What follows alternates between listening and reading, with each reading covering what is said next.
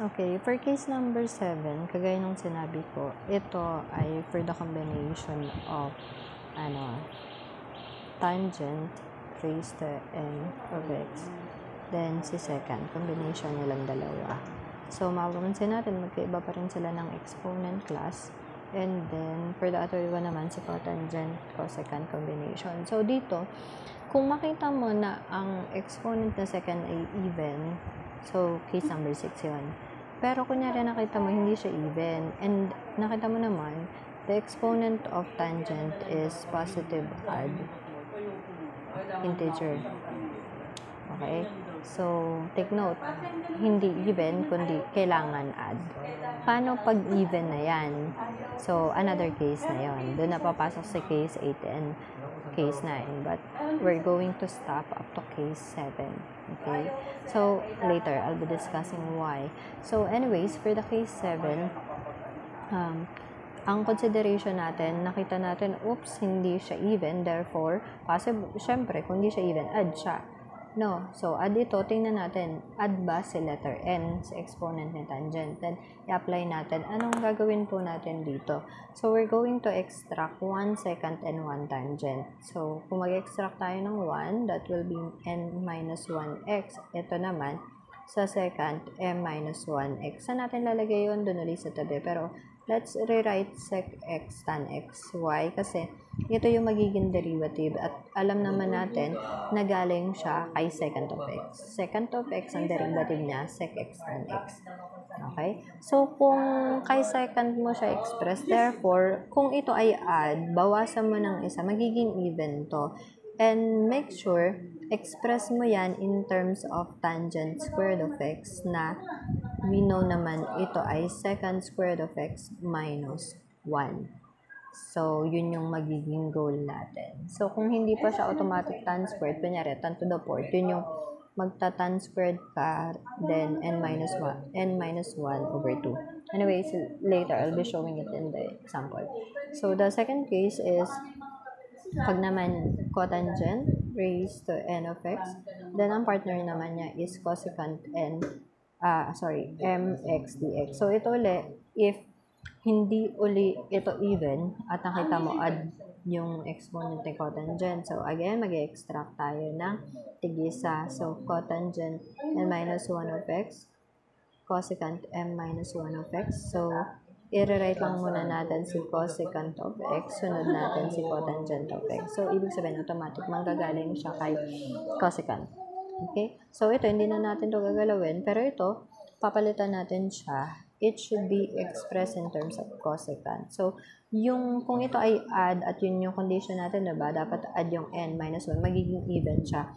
So, make sure to express it in terms of cotangent squared, and ang ipapalit mo is cosecant squared minus 1. Okay, then after that, i-manipulate na lang natin siya. So, let's try to answer one problem. So, ito, sa case number 7. So, sa case number 7, kunyari, meron tayong tan raised to 5 of x, secant raised to 7 of x dx. Ano pinagkaiba niyan kanya? Parang familiar lang yan, ma. So, mapapansin nyo, yes, almost the same. Pero take note, ito, nung nakita mo na even yung secant, ito yung apply mo, si case number 6. Pero ngayon kasi, mapapansin mo, oops, si secant is not even, but add. Therefore, check mo exponent ng tangent. And add siya, i-apply natin itong case number 7 na to.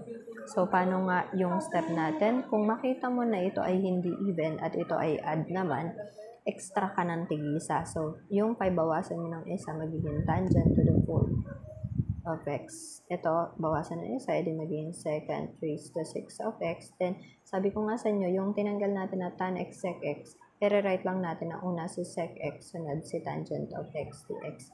Paano pag nire-write ko na tan x sec x? Walang problema. That will be the same naman. Okay? So, ngayon, ang i-substitute mo dapat ay tan squared. Kaso, hindi pa nga ito tan squared. So, dun papasok yung sinabi ko kanina na ito ay i-rewrite natin ng tan squared to make it 4 So, 4 over 2, ito yan. Ito yun. So, 2 times 2, you have 4. Paano kung 6 ang natira? Eh di, maglagay ka ng 2 dito. Ano yung multiply mo sa 2 to make it 6? So, 3. Or 6 over 2 is equal to 3. Anyways, you have tan raised to 4. Kaya, 2 times 2, you have 4. Then, rewrite lang uli natin si second raised to 6 of x. Then, second of x tangent of x dx. Again, naghiwalay ka ng tig-isa. Imbes lang naunahin mong isulat si tan, inuna mong isulat si second. Okay? So, ngayon, the next step. Bakit mo in-express ito in terms of square? Kasi you want to express it in terms of second. So, magkakaroon ka dito ng second squared of x minus 1 na naka-squared. Tapos, ito, hindi mo siya pagsasamahin ha, kasi in-extract mo nga ito eh. So, second 6 of x to, then second of x tan of x dx. Okay. So, afterwards, applying the property of algebra, square of binomial, ang a natin is the second squared, ang b natin ay c1. So, pag in-apply natin yan, si second squared, i-squared natin, diba? Squared, then, sige, write ko dito, squared. Yan. So, saan siya galing? Again, itong portion na to, i-recall natin, siya ay yung square of binomial. Ang magiging sagot po dito ay a squared plus 2 times ab plus b squared. So, yun po yung magiging pinagkukunan natin. So, ang a natin dito is second squared, yung square natin. Since minus yan, minus 2 times yung a na second squared of x times yung b natin na 1. Then, plus 1 squared, okay? Yan na yung pinaka-expansion nitong portion na to. Tapos, re-write na lang natin si second 6 x, second x, tangent of x dx. Okay. Ayan. So, expand natin ito before tayo mag-substitution. Second squared raised to 2 ay second to the fourth of x.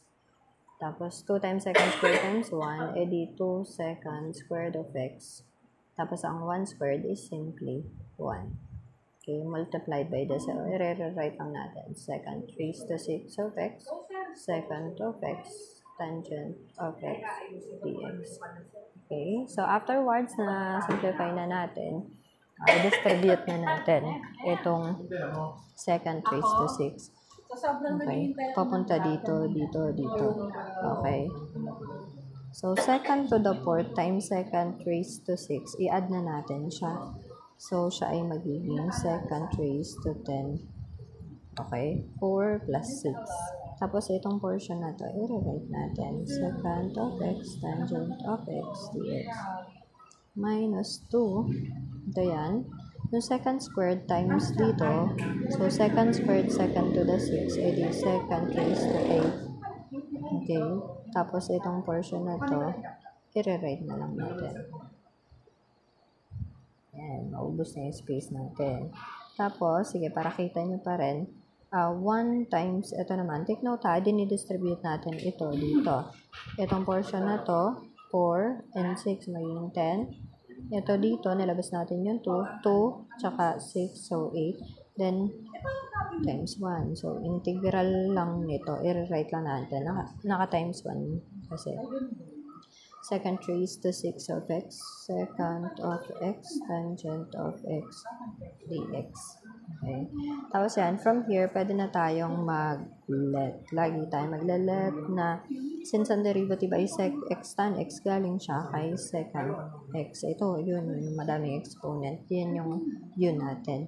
At ang derivative natin yan ay sec x tan x dx. Okay, so afterwards,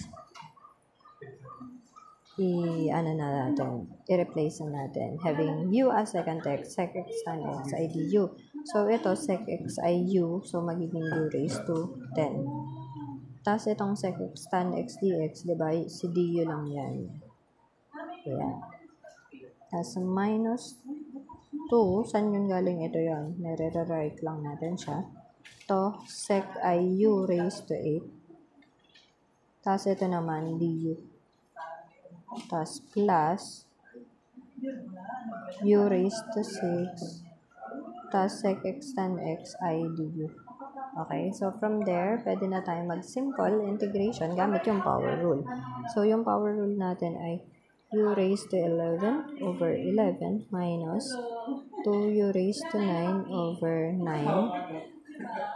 plus u raised to 7 over 7 plus c. So, yan, nag-integrate na tayo. Balik na lang natin. Remember, our u is second of x, therefore, magiging, kung raised to 11 to, edi second raised to 11 of x all over 11.